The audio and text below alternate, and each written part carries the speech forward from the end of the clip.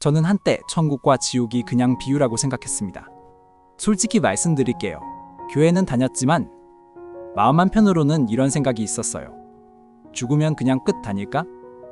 천국이나 지옥은 사람들이 착하게 살라고 만든 이야기 아닐까? 그렇게 의심하면서도 티내지 않고 예배당에 앉아 있었습니다. 그런데 어느 날 누가복음 16장을 읽다가 소름이 돋았습니다. 예수님께서 천국과 지옥에 대해 직접 말씀하셨는데 이게 비유가 아니었습니다. 실제 이름을 언급하셨어요. 나사로라는 사람의 이름을요. 예수님의 모든 비유 중에서 등장인물의 실제 이름이 나오는 경우는 이것뿐입니다. 왜 그러셨을까요? 이건 지어낸 이야기가 아니라 실제하는 세계에 대한 가르침이기 때문입니다. 그 순간 깨달았습니다. 천국과 지옥은 우리가 믿든 안 믿든 존재하는 현실입니다. 문제는 우리가 그걸 얼마나 진지하게 받아들이느냐예요. 오늘 영상에서 성경이 말하는 천국과 지옥의 5가지 분명한 증거를 보여드리겠습니다. 예수님의 직접적인 가르침부터 천국의 구체적인 묘사, 지옥의 실제, 영혼의 영원성, 그리고 심판의 확실성까지 이 영상을 끝까지 보시면 사후세계에 대한 의문이 확신으로 바뀌실 겁니다. 시작하기 전에 아멘 댓글 한번 남겨주시고 구독과 좋아요로 이 축복에 동참해주세요. 하나님의 진리가 여러분의 삶에 더 분명하게 임할 거예요. 첫 번째, 예수님은 천국과 지옥을 직접 가르치셨습니다. 누가복음 16장 19절부터 31절까지 부자와 나사로 이야기가 나옵니다. 여기서 예수님은 이렇게 말씀하셨어요. 그 부자도 죽어 장사되었고 음부에서 고통 중에 눈을 들어 멀리 아브라함과 그의 품에 있는 나사로를 보고 불러 말하되 아버지 아브라함이여 나를 긍휼히 여기사 나사로를 보내어 그 손가락 끝에 물을 찍어 내 혀를 서늘하게 하소서. 내가 이 불꽃 가운데서 괴로워하나이다. 여러분, 이게 단순한 비유일까요? 예수님께서 하신 모든 비유를 살펴보세요. 씨 뿌리는 자, 탕자, 포도원, 주인, 전부 일반 명사입니다. 그런데 이 이야기에서만 나사로라는 실제 이름이 등장해요. 예수님은 일부러 그러신 겁니다. 이건 꾸며낸 이야기가 아니라 실제로 일어난 일, 혹은 실제로 존재하는 세계에 대한 가르침이라는 걸 보여주시려고요. 저도 처음에는 이 부분을 그냥 지나쳤어요. 그런데 성경학자들의 해석을 보니까 유대 전통에서 실제 이름을 언급한다는 건 역사적 사실을 기록한다는 의미였습니다. 예수님은 청중들이 이걸 알아듣도록 의도적으로 이름을 말씀하신 거예요. 그리고 이야기 속에서 아브라함이 뭐라고 하셨는지 아세요? 누가복음 16장 26절입니다. 그뿐 아니라 너희와 우리 사이에 큰 구렁텅이가 놓여 있어 여기서 너희에게 건너가고자 하되 갈 수 없고 거기서 우리에게 건너올 수도 없게 하였느니라. 천국과 지옥 사이에는 건널 수 없는 간격이 있습니다. 죽은 후에는 선택을 바꿀 수 없어요. 지금 이 순간이 결정의 시간입니다. 두 번째, 성경은 천국을 구체적으로 묘사합니다. 혹시 천국이 구름 위에서 둥둥 떠다니는 곳이라고 생각하셨나요?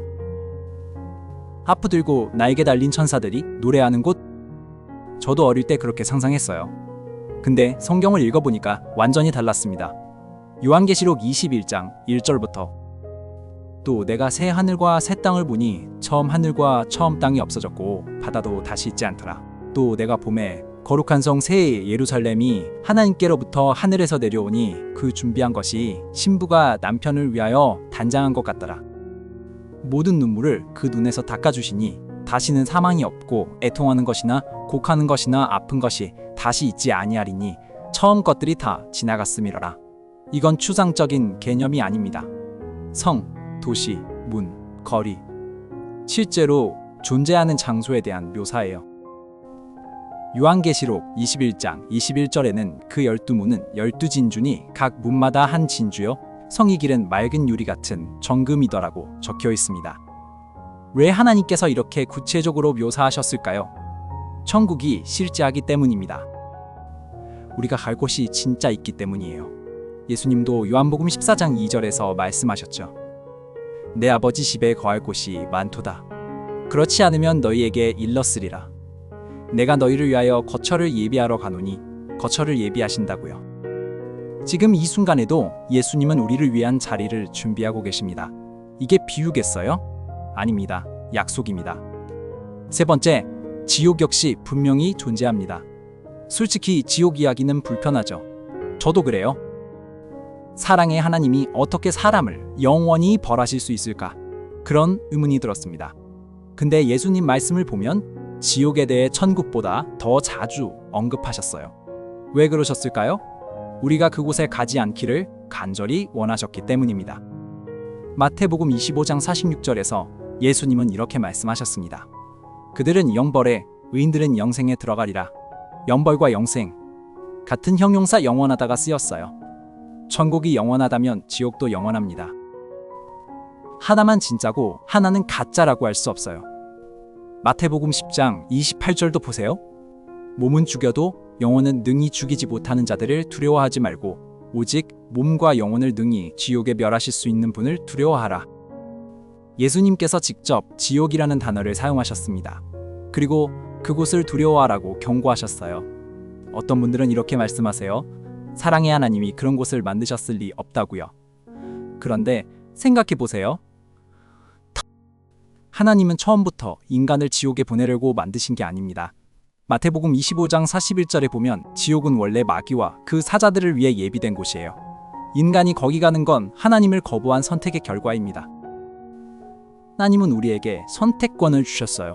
그리고 그 선택에는 결과가 따릅니다. 네 번째, 우리의 영혼은 영원합니다. 가끔 이런 생각 안 드세요? 죽으면 그냥 사라지는 거 아닐까? 육체가 흙으로 돌아가면 나라는 존재도 끝나는 거 아닐까? 저도 그런 생각했었어요.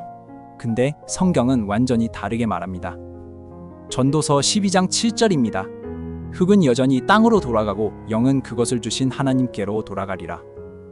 육체와 영혼은 분리됩니다. 몸은 끝나지만 영은 계속 존재해요.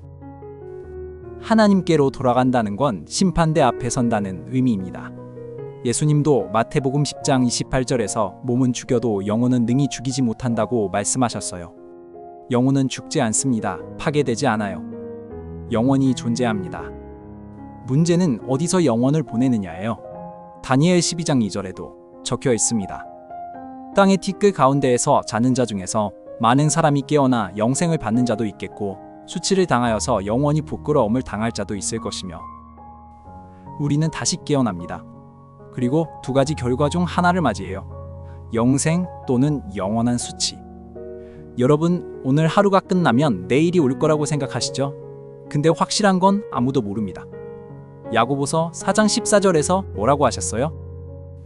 내일 일을 너희가 알지 못하는도다. 너희 생명이 무엇이냐? 너희는 잠깐 보이다가 없어지는 안개니라. 우리의 육체적 생명은 안개처럼 짧아요.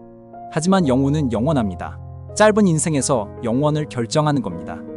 다섯 번째, 심판은 반드시 옵니다.